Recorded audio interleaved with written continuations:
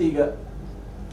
Assalamualaikum warahmatullahi wabarakatuh. Halo Electrician, apa kabar Anda semua? Mudah-mudahan selalu dalam keadaan sehat. Kita jumpa lagi di Podcast Room, kanal podcast yang akan memberikan informasi-informasi seputar dunia kelistrikan, khususnya di Provinsi Aceh, dan juga akan menjawab berbagai pertanyaan Electrician terkait listrik yang mungkin selama ini masih menjadi rasa penasaran untuk mengetahuinya lebih lanjut. Nah, untuk mendapatkan terus informasi-informasi terbaru, jangan lupa sebelum kita lanjutkan di subscribe dulu Podcast Room. Untuk edisi kali ini di Podcast Room kita akan ngobrol dengan seorang yang sangat spesial. Langsung aja kita sapa General Manager PT PLN Persero Unit Induk Distribusi Aceh, Bapak Parulian Noviandri. Assalamualaikum Bapak. Waalaikumsalam Mbak Didi. Apa kabar Bapak? Alhamdulillah. Yes. Sahabat ya, luar biasa. Nah, ini menjadi penasaran bagi saya Pak. Sebelum kita lanjutkan, orang sudah banyak mengenal Bapak, nama, namun masih penasaran, termasuk saya sendiri, asal Bapak ini dari mana Pak? Kalau saya asalnya nggak jauh-jauh ini, dari tetangga Sumatera Utara. Dari Sumatera Utara. Ya, saya kuliah di sana. Namun pada saat masuk PLN penempatan lama di Kalimantan. Baik. Untuk di Aceh sendiri sudah berapa lama? Di Aceh kurang lebih hampir 2 tahun. Hampir 2 tahun. Kopi Aceh, kemudian kuah belangong sudah biasa Pak ya? Yang menarik ini kopi Aceh. Kopi Acehnya baik. Jadi sebelum di Aceh, saya itu bukan peminum kopi. Bukan, sama sekali tidak minum kopi. Tapi begitu di Aceh, dengan kekhasan kopi Aceh itu, nah, sekarang saya mulai minum kopi. Dan terikut kebiasaan masyarakat Aceh ya Pak? Kebiasaan. Tapi kalau kebiasaan di warung kopi sebenarnya waktu di Kalimantan pun saya sudah suka duduk di warung kopi. Nongkrong di warung kopi udah biasa. Baik, terima kasih Itu Bapak. kearifan lokal itu. Dengan kesibukan Bapak yang luar biasa, berkesempatan ini sangat berbahagia sekali saya dapat berbicara langsung dengan Bapak mewakili sahabat Electrician mana saja ya. Banyak pertanyaan-pertanyaan, mungkin rasa penasaran yang selama ini terkait listrik, akhirnya bisa bertanya langsung dengan Bapak. Namun sebelum kita lebih jauh Pak, atas nama ya mungkin pribadi dan juga Electrician, saya ingin menyampaikan tulus nih Pak ya, terima kasih, apresiasi kepada PLN Aceh, karena ya dapat dikatakan sudah 3 kali puasa, 3 kali lebaran selama Bang Toib nggak pulang-pulang ini Pak. Kondisi kelistrikan sudah sangat baik lah, sangat memuaskan. Sehingga image dulu yang bilang kalau tanda-tanda puasa sudah dekat itu listrik sering mati, kain mati lampu kata orang Aceh. Dan image itu perlahan mulai hilang ya dengan baiknya listrik. Kemudian ada juga ironinya, ada image lain yang mengatakan begitu listrik membaik, ini artinya bahwa supply ataupun kiriman listrik dari kampung Bapak ini Sumatera Utara dari Medan ke Aceh sudah baik ya. Medan tadinya mendapat kredit plus ya. Nah, sebenarnya bagaimana kondisi kelistrikan di Aceh saat ini Pak? Apakah masih bergantung dengan kampung Bapak dengan tangga? Baik Bang Dedi, jadi sebenarnya listrik ya untuk di Aceh ini ya itu sudah mandiri. Sudah mandiri artinya diproduksi baik di Aceh, ya dipergunakan di Aceh. Ya itu memang semenjak tahun 2021 sebenarnya sudah, ya walaupun kadang-kadang masih dikirim dari Medan. Ya. Baik. Nah kita di akhir Desember kemarin 2023 ada lagi pembangkit, jadi tempat menghasilkan listriknya, dapurnya. Nah, itu ada lagi pembangkit yang masuk. Ya, PLTU Nagan 3 dan Nagan 4. Nah, itu menambah lagi kapasitas pembangkitnya, kapasitas dapurnya, sehingga kemudian saat ini justru Aceh surplus. Baik. Aceh surplus, malah kadang-kadang kita yang kirim ke Medan. Oke. Nah, kita yang kirim ke Medan sekarang. Baik, Bapak menyebut tadi Nagan 3 dan Nagan 4 ya. Itu tambahan. Berarti kita udah punya berapa Pak sebelumnya? Ya, sebelumnya kita PLTU punya 2 unit di Nagan Raya. Nagan Raya. Itu memang milik PLN. Ya, PLTU 1 dan 2. Kapasitasnya terpasangnya 2 kali 100 mega. Tapi daya mampunya ya sekitar 2 kali 85 mega. Itu normal lah pembangkit.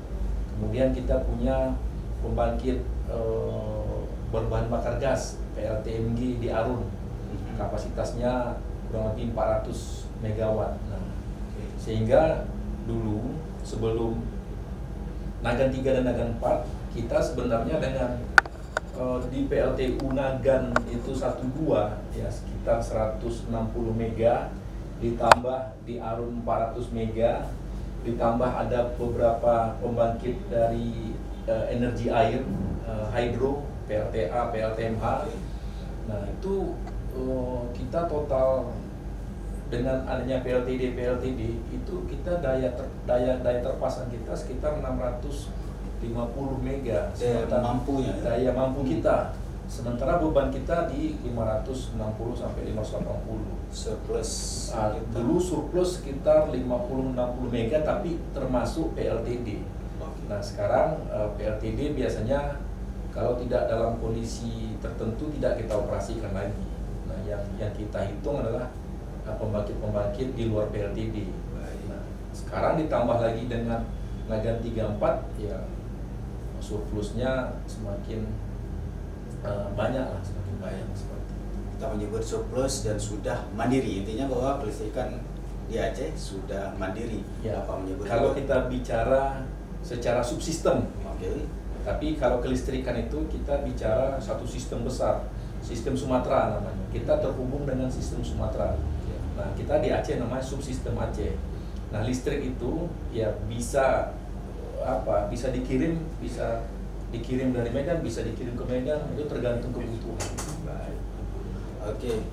Mandiri, surplus, dan mungkin kalau ekstrimnya kita menyebutnya, kalau ekstrim di Aceh mungkin sudah merdeka lah untuk kelistrikan. Ya, sudah merdeka untuk kelistrikannya di Aceh. Baik. Nah, dengan kondisi seperti itu Pak, sedikit komposisi sekarang pelanggan listrik di Aceh Pak, Ya. kalau memang kita surplus. Nah ini menarik ini kalau kita bicara pelanggan di Aceh. Normalnya memang di Indonesia pemakaian listrik itu untuk rumah tangga, normalnya, dominannya. Sebagian nanti untuk industri, sebagian nanti ada kategori bisnis, nah sebagian lagi sosial. Dan kita 4 kategori itulah. Ada juga publik untuk kantor-kantor dan lampu jalan. Nah dominan memang rumah tangga. Namun kalau di Aceh memang rumah tangga ini sangat dominan. Hampir 86% itu pelanggan kita adalah 86% rumah tangga. Bisnis ya ruko-ruko sekitar 10% lebih. Nah, kemudian publik ya itu 3%. Ya industrinya 1%. Nah ini agak berbeda kalau kita bandingkan dengan Medan misalnya, Sumatera Utara. Kota besar ya Pak? Ya di sana industrinya 10%. Mencapai 10%. Nah, sehingga ini memang industri itu kan adalah mendorong pertumbuhan ekonomi. Sehingga kalau dilihat dari tingkat pertumbuhan ekonomi di mana ada daerah industrinya tumbuh, itu biasanya pertumbuhan ekonominya cepat juga. Ya. Karena lapangan kerja terbuka, orang bisa bekerja, ada perputaran uang. Nah, inilah yang menggerakkan ekonomi.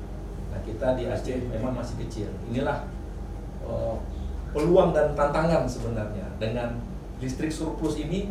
Bagaimana kemudian listrik ini bisa dimanfaatkan di Aceh, tidak hanya sebagai konsumtif ya dari rumah tangga, penerangan dan lain-lain yang memang kebutuhan sekarang ini, tetapi juga listrik ini bisa dimanfaatkan untuk mendorong pertumbuhan ekonomi dengan hadirnya industri-industri, apakah skala kecil, skala menengah, skala besar, yang nantinya akan mendorong pertumbuhan ekonomi di Aceh.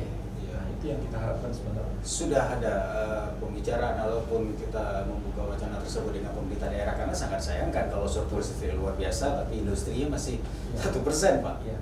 Ya ini butuh kerjasama dan koordinasi lintas bidang tentunya. Tidak bisa hanya kami sendiri. Kami adalah listrik adalah salah satu infrastruktur yang mendukung untuk itu.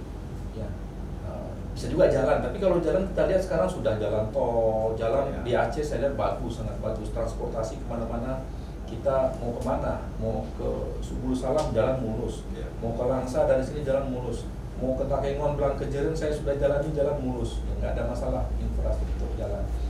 Ya ini perlu koordinasi lintas instansi dengan bagaimana kemudian investor mau datang ke Aceh untuk menanamkan modalnya, membuka usaha di Aceh, apakah dalam bentuk industri kecil, menengah atau besar. Saya sudah menyampaikan ini kepada pemangku kepentingan, ya, baik kepada Bapak Gubernur, baik kepada pihak keamanan, Kapolda, Kepangdam, sudah kami laporkan, Pak, kondisi kita seperti ini peluang kita. Dan saya juga sudah roadshow ini ke kampus-kampus, kita memberikan informasi ini, memberikan informasi ke kampus. Kami sudah kuliah umum, dalam bentuk kuliah umum di Unsam, ya, Universitas Samudra, Langsa, di PNL, Mosmawe, kemudian di Banda Aceh ini di USK, di UIN, di Melabuh kita di UTU, kita sudah kuliah umum menyampaikan mengenai kelistrikan, peruntukannya dan fatality-nya, karena juga listriknya ada fatality-nya, dan juga kondisi.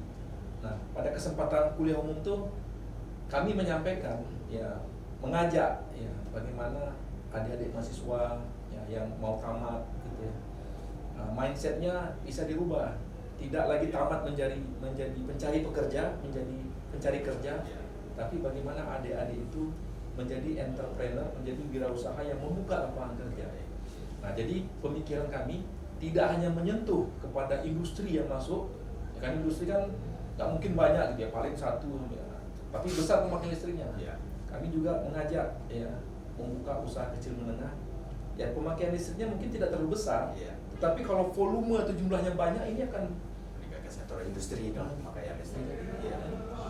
Jadi listrik ini dimanfaatkan untuk produktivitas, bukan hanya konsumtif kita pakai sehari-hari. Ini menarik ini. Ya. Mudah-mudahan ini menjadi catatan perhatian dari pemerintah daerah, Pak, ya, meningkatkan dari 1% penggunaan listrik. Nah, 86% pengguna rumah tangga masyarakat, ya, yang di Aceh. Kita sekarang bicara soal pelayanan. Kalau dengan 86%, inovasi layanan bagaimana yang diberikan PLN? Mungkin salah satunya terkait yang sudah sangat kita kenal, aplikasi PLN Mobile yang hari ini saya cek terakhir itu 10 juta plus download. Namun berapa penggunanya khususnya untuk Aceh, dan apakah sudah maksimal penggunaannya, Pak? Nah, jadi memang kami tentu tadi disampaikan Bang Dedi, kondisi semakin baik. Ya, kami tentu merupakan masukan bagi kami. Ya, saya melihat Bang Dedi sebagai representatif dari masyarakat pelanggan lah, gitu kan.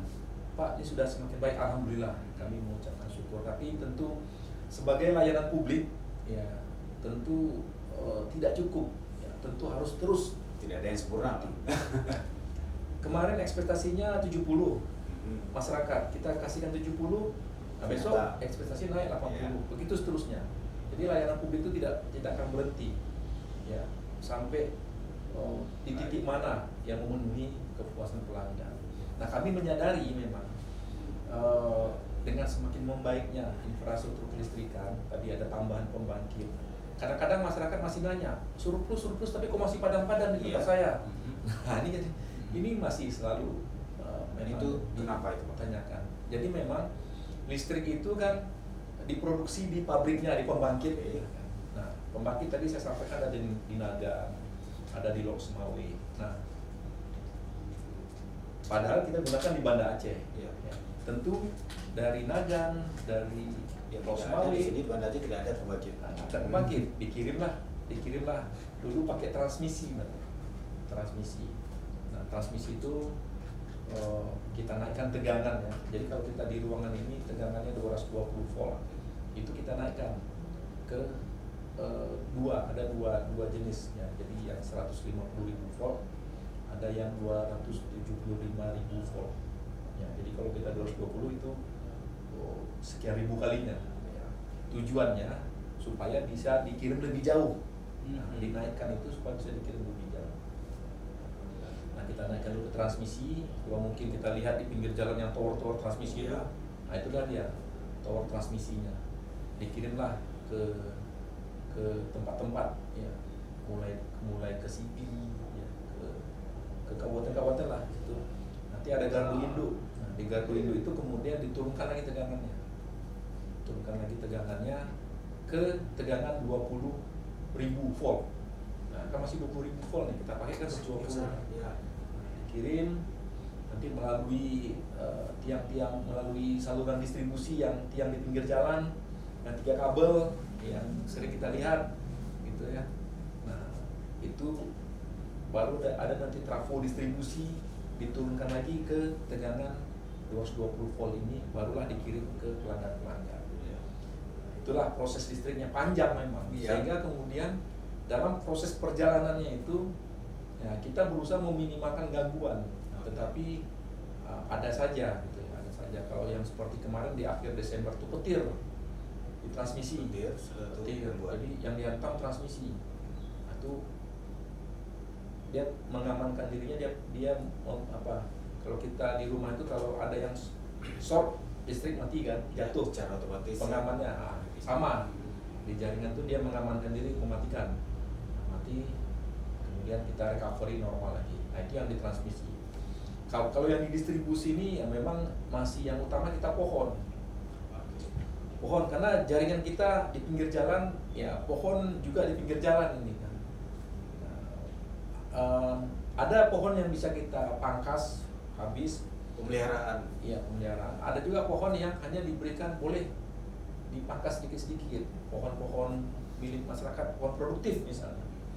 Ya kan? Nah, ini kadang-kadang pada saat cuaca ekstrim, angin yang dekat-dekat dengan jaringan ini tersentuh ke jaringan, nah itu juga menyebabkan padam. Nah, jadi dominan kita memang masih pohon, ya. Gangguan kita tuh pohon.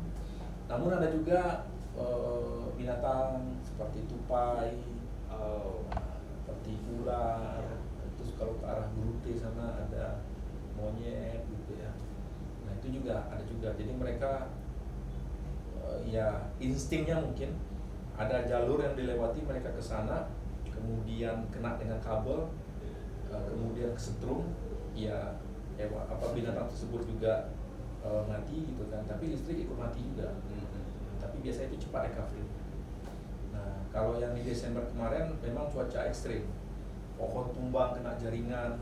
Nah, itu kalau udah tumbang agak lama karena harus yang didirikan baru dinormalkan. Nah, tapi kalau yang gangguannya sifatnya kayak tadi binatang bisa cepat, misalnya 5 menit udah nyala. Tapi kalau yang sampai tumbang itu memang memerlukan waktu. Nah, itulah kendala-kendala kami ya.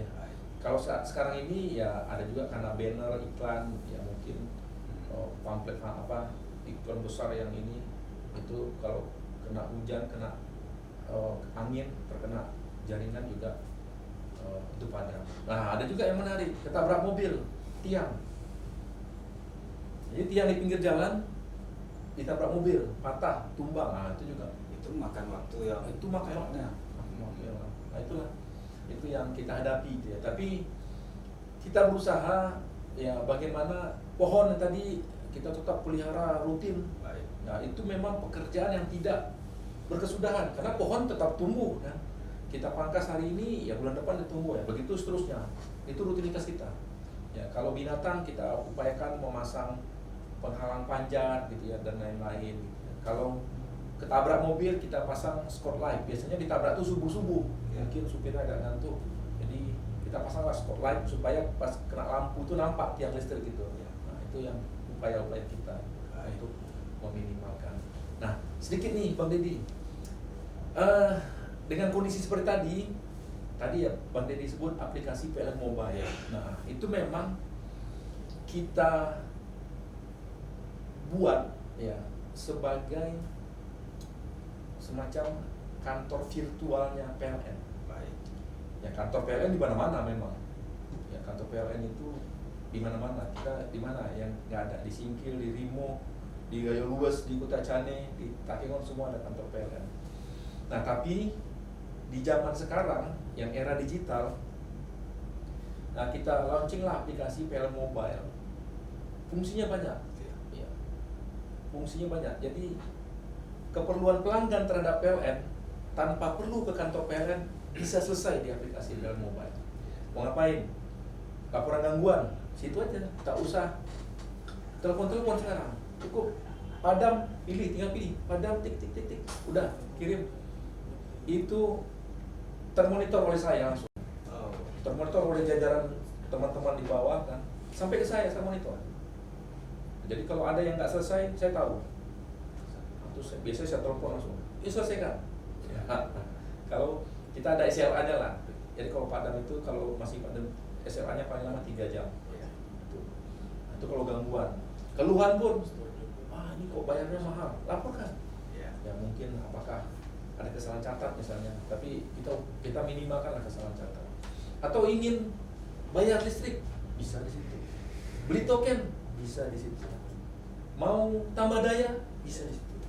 Dan semua transparan, nggak ada yang aneh-aneh, tidak ada yang itu. Aturannya harganya sekian, dan bayarnya langsung ke bank. Bayar di bank itu langsung termonitor, kita langsung tinggal nanti petugas datang ke rumah ganti. Dan dari pengalaman saya, ternyata dibandingkan aplikasi-aplikasi lain untuk pembayaran sebagainya, sepertinya lebih murah. Biaya ADM ya di BLN Mobile lebih murah sedikit Itu kita kalau kita bicara bisnis bank, ada biaya administrasi bank misalnya, itu memang normal, tidak seberapa besar. Memang keberadaan aplikasi BLN Mobile ini, walaupun kalau tidak salah mungkin sudah ada sejak 2016 atau 2018 sudah launching, namun boomnya ini adalah pasca pandemi ya, saat semuanya harus dari rumah, akhirnya 2020 begitu boom sehingga dimanfaatkan oleh masyarakat. Kadang-kadang orang merasa skeptis dengan aplikasi. Ini kita ngisi-ngisi dipantau nggak ini? Nah, saya jamin apapun kebutuhan pelanggan lewat aplikasi PL Mobile pasti ditindaklanjuti. Ada feedbacknya ke mereka. Jadi kalau misalnya padam nih kan, kemudian dinyatakan selesai, tapi di rumah belum nyala, itu langsung reportnya langsung terreport bahwa ini ada gangguan tetapi belum diselesaikan tapi sudah dinyatakan nyala. Wah itu bisa komplain lagi langsung. Itu berat itu di kami itu sanksinya. Jadi harus memang di pelanggan nyala baru boleh dinyatakan selesai pekerjaan. Nah, kita memang kadang-kadang masih karena soal komunikasi gitu ya, di lapangannya sudah nyala, tetapi pada waktu dia berangkat ke sana dia selesai, tapi sebenarnya di lapangan nyala gitu ya, tapi kemudian ada yang terreport lagi, itu masih ada juga lah. Bapak tadi menyebut masalah pemadaman sedikit di belakang, dan beberapa hal yang menyebabkan pemadaman listrik itu lebih ke arah insidentil tabrak pohon, musibah, binatang, semuanya yang tidak diinformasikan, yang tidak direncanakan. Dulu saya tidak tahu lagi sekarang karena kurang mengamati, namun dulu ada beberapa pengumuman lewat radio, koran, ada pemadaman listrik segala macam. Apakah itu masih ada dalam PLN dan disebabkan karena apa misalnya? Itu tetap, kalau itu kita sebut pemadaman terencana. Jadi listrik ini kan tadi dia vital saat ini, dibutuhkan dalam setiap kesempatan. Tidak ada alat sekarang di rumah tangga yang tidak pakai listrik. Apa ya? Yang sederhana, cas HP. Kan itu cas HP. Ya sekarang memasak, rice cooker ya, untuk pompa air semua. Jadi listrik itu tidur pun pakai AC. Pakai AC sekarang. Jadi AC itu bukan barang mewah lagi kan, kebutuhan. Nah, jadi listrik itu sekarang memang kebutuhan vital. Nah, tapi listrik ini kan juga harus hati-hati kita, karena tidak boleh sembarangan juga kan. Listrik ini kalau salah menggunakannya bisa terjadi hal yang tidak diinginkan dan bisa dampaknya fatality. Nah, sehingga kita dalam melakukan pemeliharaan untuk menjamin kelancaran pasokan seperti tadi memotong pohon gitu ya. Ada saatnya kita harus padamkan untuk keamanan orang yang bekerja. Harus kita padamkan. Atau misalnya ada jaringan listrik yang misalnya kabelnya sudah mau putus, atau isolatornya miring, ya. Itu kalau dibiarkan malah jadi gangguan. Jadi sebelum gangguan kita perbaiki. Nah, tapi perbaikinya memang butuh padam. Nah, itu kita padamkan. Nah, tapi itu biasanya kita umumkan tanggal sekian, biasanya hari libur itu kan. Hari libur tanggal sekian, jam sekian sampai jam sekian kita padamkan untuk kegiatan pemeliharaan terencana. Nah, kalau yang padam yang tadi saya sebutkan di awal itu memang padam tidak terencana. Kami pun tidak menginginkan padam. Jadi, wah ini orang PLN sedang nih padam listrik, wah padam macam-macam lah. Tapi kami pun tidak menginginkan padam. Malah sakit bule, Pak. Kami pun malam-malam kalau padam kami harus cari kemana sumber padam ini. Baik Bapak, seperti Bapak sampaikan tadi bahwa ekspektasi masyarakat itu tidak pernah puas terhadap PLN. Di awal saya mengatakan terima kasih sudah PLN baik, kemudian tidak mati-mati lagi, kemudian butuh pelayanan lebih baik, diberikan pelayanan seperti ini. Nah sekarang ekspektasi meningkat Pak. Sudah pelayanan baik, listrik nggak mati, tapi biaya ini gimana cara lebih murah? Jadi kenapa kan? Listrik jangan pemakaian tinggi, tapi jangan mahal juga bayarnya. Saya membaca beberapa waktu lalu tentang energi baru terbarukan yang membuat listrik bisa lebih murah, ya, potensi bisa lebih murah. Ini apa yang dimaksud dengan energi baru terbarukan ini, Pak? Yang pertama ini soal harus dibedakan ya, soal listrik, soal biaya yang dikeluarkan oleh pelanggan. Ya. Ini nanti apa kaitannya dengan energi baru terbarukan? Nah, yang pertama yang harus dipahami oleh masyarakat, oleh elektrisen ya. Elektrisen ini kan netizen yang menikmati listrik lah, yang masyarakat menikmati listrik. Bahwa listrik itu dibayar oleh pelanggan, dasarnya adalah tarif dasar listrik yang ditentukan oleh pemerintah dengan persetujuan DPR. Jadi kalau tarif dasar listrik itu bukan PLN yang menentukan. PLN hanya pelakunya saja, pelaku pelaksana kegiatan di kelistrikan ini. Tapi tarif itu ditentukan oleh pemerintah dengan persetujuan DPR. Jadi kami manut saja, tarif listrik tidak naik, kami tidak bisa protes. Seperti harga BBM juga ya Pak? Ya, tarif listrik naik, ya kami harus ngikutin pemerintah. Tarif listrik turun, ya kami ngikutin pemerintah. Kami tidak punya kewenangan untuk mengubah tarif dasar listrik itu. Itu adalah kewenangan pemerintah dengan persetujuan DPR. Jadi mahal murahnya pembayaran listrik ya kepada PLN memang tergantung kepada pemakaian. Ya makin banyak makainya, ya makin mahal bayarnya. Makin banyak kan makin mahal. Agak dibedakan. Kalau mahal itu seolah-olah kalau makainya sedikit murah, enggak. Semakin banyak makainya semakin banyak bayarnya ya, semakin sedikit makainya semakin. Nah, kalau sekarang kan sebenarnya untuk di rumah tangga alat-alat listrik itu sudah semakin efisien gitu kan. Jadi lampu dulu hemat energi semuanya. Semua sudah hemat energi. Makanya kami melihat bahwa dayanya nggak nambah, tapi alat listrik di rumah tuh makin banyak. Iya. Kan gitu. Karena tadi dulu lampu pakai lampu pijar gitu. Sekian 40 watt ya 40 watt. Kalau sekarang LED itu terangnya sama dengan 40 watt tapi daya cuma 5 watt, setara 5 watt. Nah, itu kemudian lampu banyak tapi kemudian bisa dipakai oleh sisanya bisa dipakai untuk alat listrik lainnya seperti AC, pompa, rice cooker dan lain-lain. Nah, jadi soal bayarnya banyak atau sedikit itu memang berkaitan erat dengan banyak makai atau tidak ya, atau sedikit makainya di kita masing-masing ya, tergantung pemakaian. Nah, kalau bicara energi baru terbarukan itu bicara kita di sisi hulunya, di pembangkitnya. Nah, jadi kalau tadi saya sebutkan PLTU, Nagan, nah itu memang sumber energinya energi fosil, batu bara. Kita bicara PLTMG Arun, ya itu dari gas, dari energi fosil juga, ya yang sumbernya terbatas. Artinya kalau dipakai habis. Tidak dapat diperbarui. Yang disebut energi baru terbarukan ini adalah pembangkit yang sumber energinya itu tersedia setiap saat dan bisa diperbarui. Oke. Tersedia. Jadi misalnya seperti PLTA, PLTMH, kan air sungai. Iya. Yang sepanjang sungainya ada, ya kan, catchment area atau daerah tangkapan hujannya dijaga dalam bentuk hutan lindung, insya Allah airnya tetap ada, sehingga airnya begitu menggerakkan turbin menghasilkan listrik. Iya. Nah, jadi energi baru terbarukan hal-hal yang seperti itu, PLTA, PLTMH, gitu ya. Matahari, kan matahari, solar panel itu kan insya Allah matahari tetap terbit dari timur dan tenggelam di barat, gitu kan, tetap seperti itu.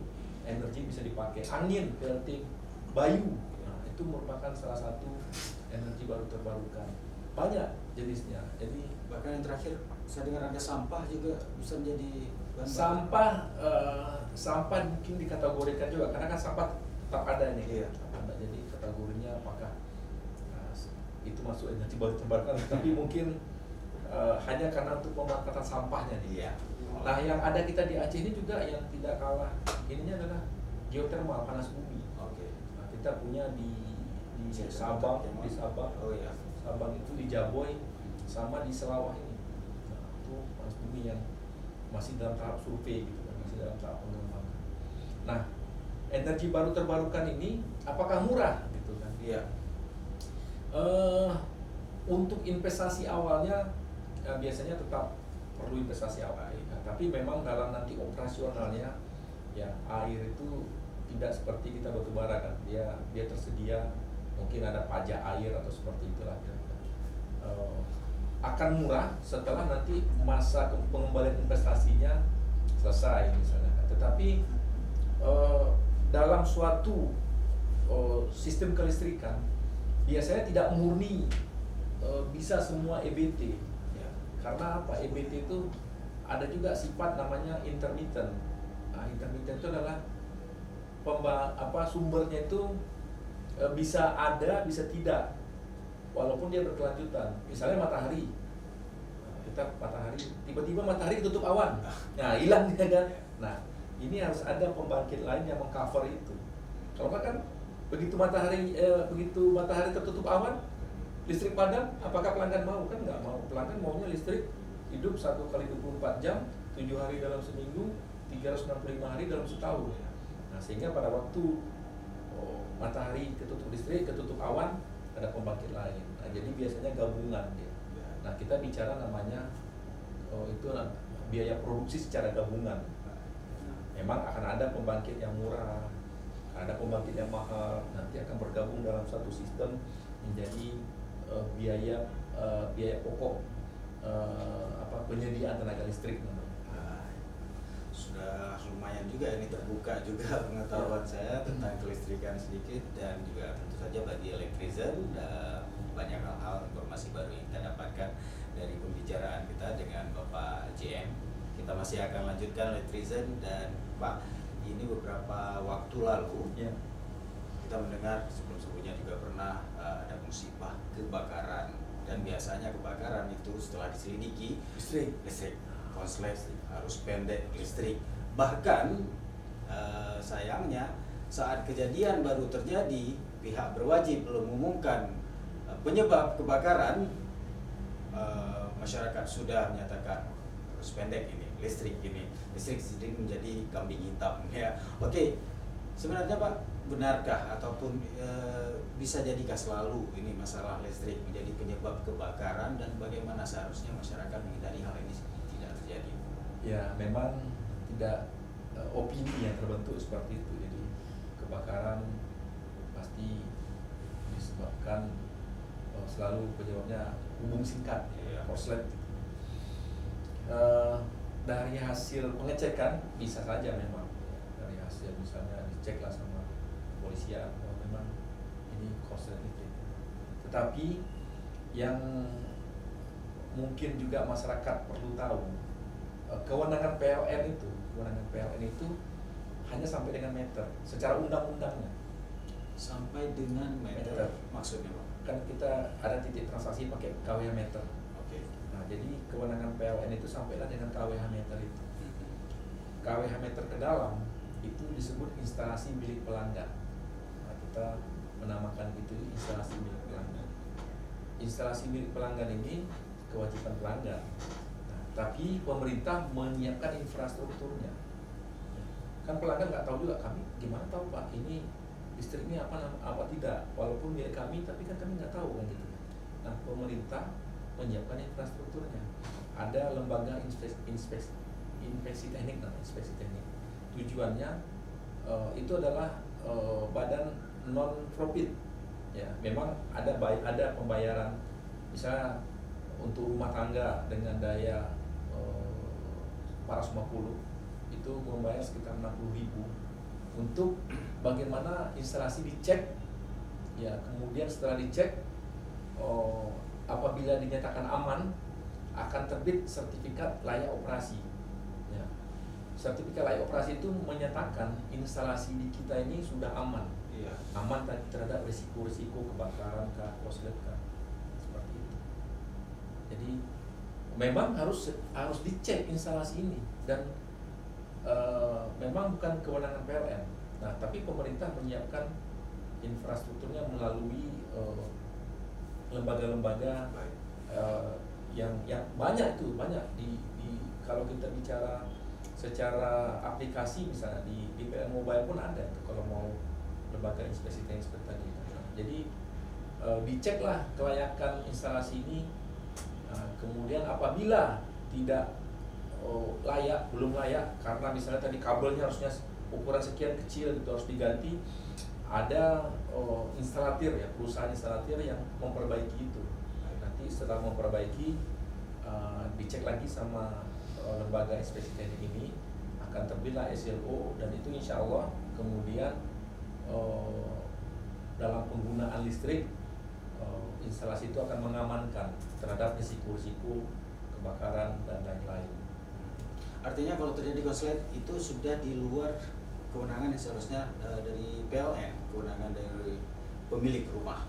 Ya, kalau betul. terjadi di dalam rumah. Betul. Konsleting listrik biasanya terjadi di dalam Ya. instalasi rumah. Ya. Baik. Kami menghimbau ya masyarakat, pelanggan untuk juga mengecek kelayakan instalasi. Ya. Kalau yang sekarang, jadi gini, kalau ini kan amanat undang-undang ini kan memang baru dijalankan.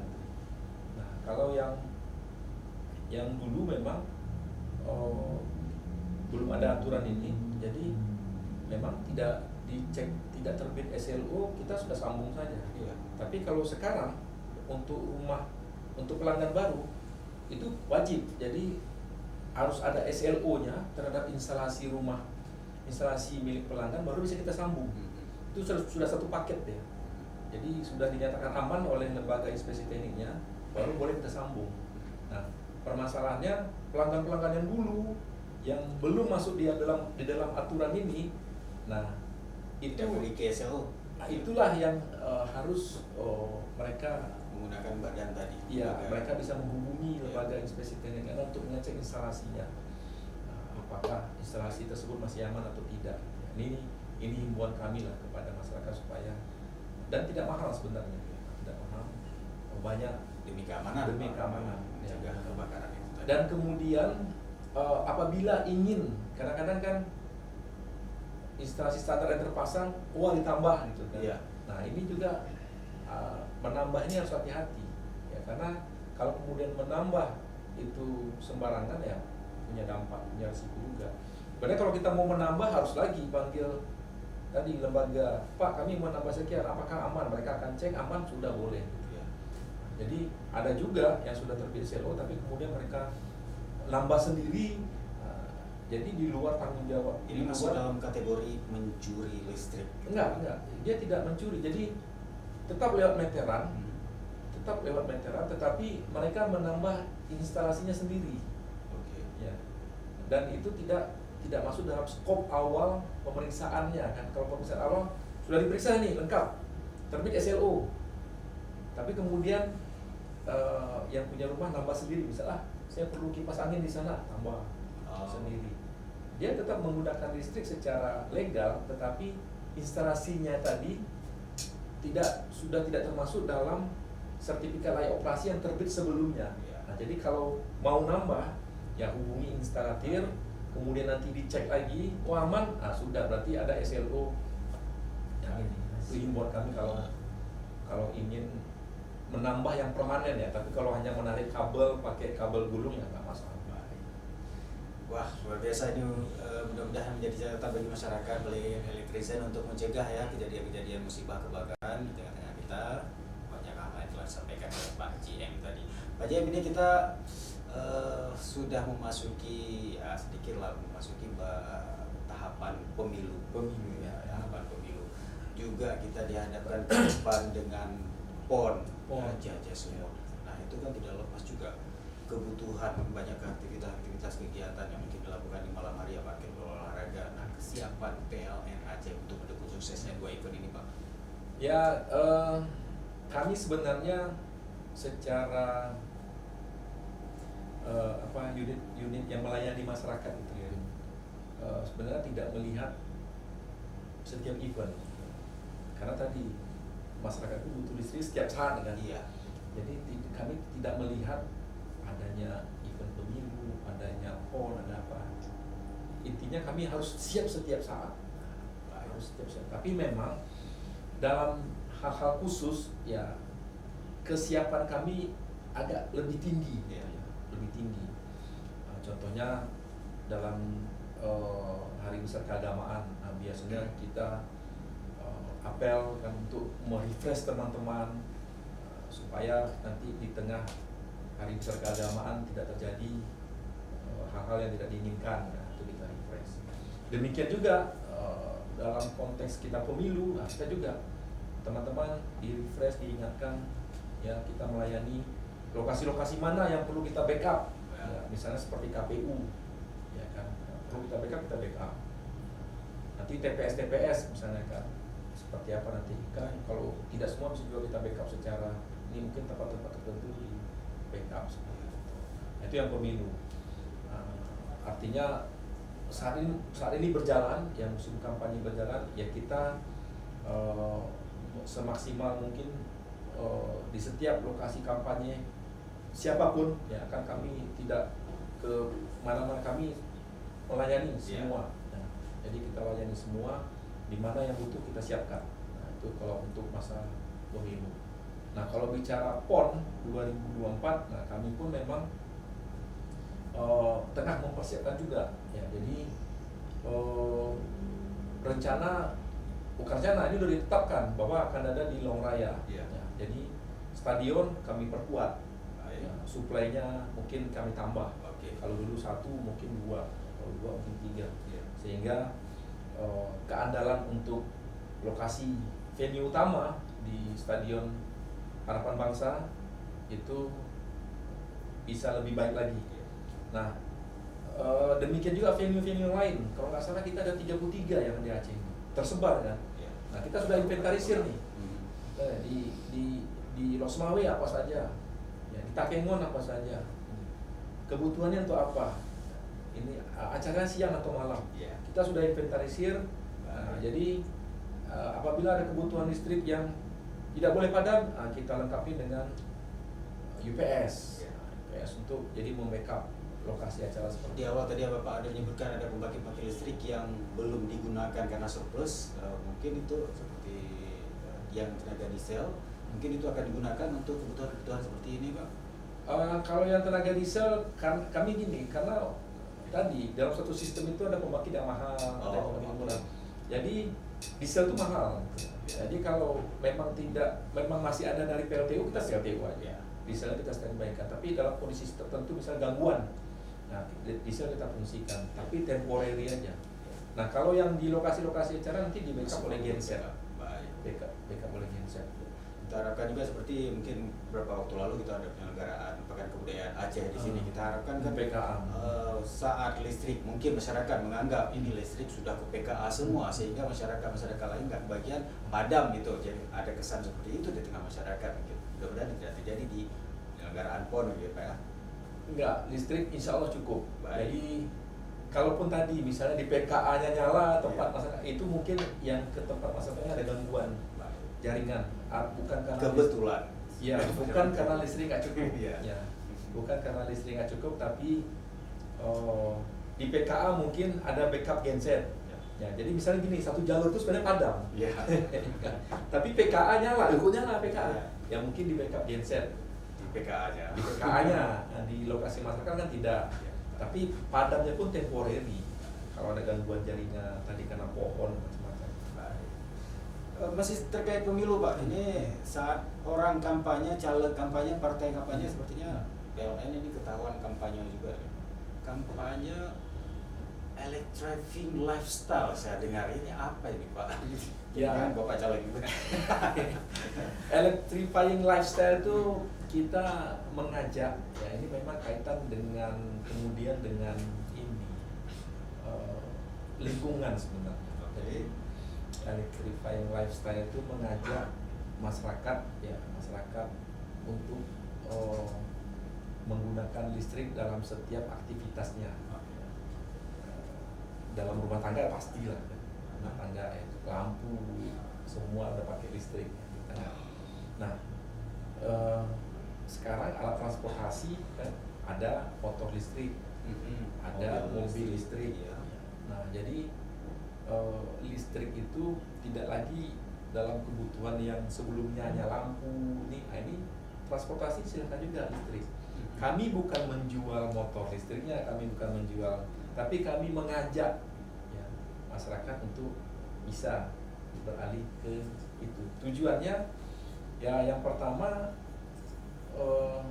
kalau dibilang untuk lingkungan misalnya gini, kendaraan umum, kendaraan mobil biasa mungkin yang menggunakan bahan bakar emisi. Kalau kendaraan listrik kan tidak ada emisi, walaupun ada juga loh itu PLTU-nya. Tapi secara kajian sudah kita kaji, jadi ini energi emisi gas buang dari 1 liter BBM yang kalau dibandingkan dengan 1 kWh ya, yang dihasilkan dari batu bara itu memang masih lebih banyak yang dari BBM. Memang sama-sama ada polusinya, tapi kan PLN itu tidak. PLN sekarang kan bergerak ini dari energi fosil ke energi baru terbarukan. Nah, walaupun masih ada energi baru terbarukannya, tapi nanti PLN itu ke arah energi baru terbarukan semua. Ya, sehingga harapannya kalau masyarakat sudah menggunakan semua listrik ini untuk ke lingkungannya lebih baik. Nah, di sisi kami tentu ini mendorong pemakaian listrik oleh masyarakat. Baik, terima kasih Bapak atas bincang-bincangnya, banyak yang sudah saya dapatkan, juga mudah-mudahan Elektrizen juga mendapatkan informasi. Sebenarnya sih masih banyak keingintahuan kami, namun ya waktu juga terbatas ini Pak. Mungkin mudah-mudahan Elektrizen yang ingin mengetahui lebih banyak ataupun ingin bertanya lebih banyak hal-hal seputar kelistrikan dapat menanyakan langsung melalui kolom komentar. Mudah-mudahan dapat kita tanyakan langsung, akan direspon oleh Pak GM. Walaupun sudah bisa direspon melalui aplikasi PLN Mobile tadi, kalau ada pertanyaan-pertanyaan sangat lengkap di sana. Baik Bapak, terima kasih Pak atas waktunya. Bincang-bincang kita, mudah-mudahan masih ada waktu kita untuk bertemu untuk bicara lebih banyak tentang kelistrikan khususnya di Provinsi Aceh. Terima kasih sekali lagi Bapak, dan Elektrizen terima kasih sudah menyaksikan podcast Room untuk edisi kali ini bersama Bapak General Manager PT PLN Persero Unit Induk Distribusi Aceh, Bapak Parulian Noviandri. Terima kasih atas partisipasi Anda. Saya Dedi Ridwan. Assalamualaikum warahmatullahi wabarakatuh. Waalaikumsalam warahmatullahi wabarakatuh. Terima kasih. Ya. Oke, Bagam. Sip. Si Jema. Ya. Sekitar 50-an menit. 50 menit. Ya, Pak. Masih banyak Pak. Ya, apa namanya, masyarakat inginnya ya listrik nyala, dipakai dan dibayar semurah mungkin. Nah, itu Prinsip semua orang. prinsip semua. Semua punya, nggak tahu prinsip ekonomi, tapi semuanya melakukan. Tidak tahu prinsip ekonomi.